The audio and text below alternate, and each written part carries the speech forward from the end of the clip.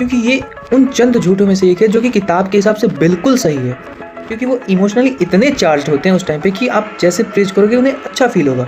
If you wait even for 2 minutes to praise someone, you have already lose the chance, and here's the reason why. You are watching Adarsh Raj Bhardwaj, and this is technique number 57, the knee-jerk wow from How to Talk to Anyone. और story कुछ ऐसी है कि हमारी author पहली बार जब public speech देने जाती है स्टेज पे तो उनके हाथ कांपते हैं, पैर कांपते हैं, लेकिन जैसे तैसे उन्होंने अपनी स्पीच ख़त्म करी।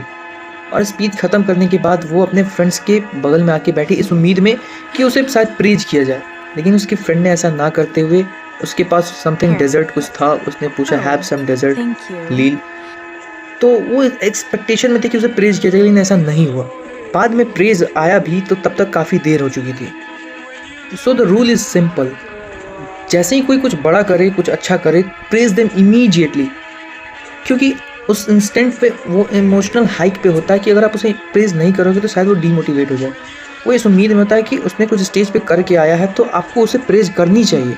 जैसे ही कोई मीटिंग से बाहर आए, कुछ अच्छा परफॉर्म करके बाहर आए या फिर कुछ भी बड़ा करके आए, आपको उसे डायरेक्ट प्रेज करना है, you have done really amazing thing.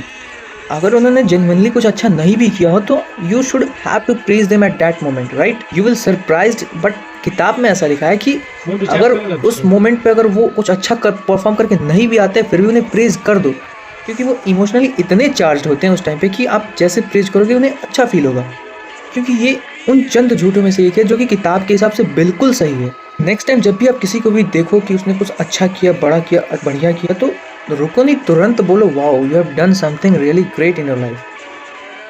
So comment done once you try it, and follow for the next technique number 58 tomorrow, and don't forget to like, comment and subscribe.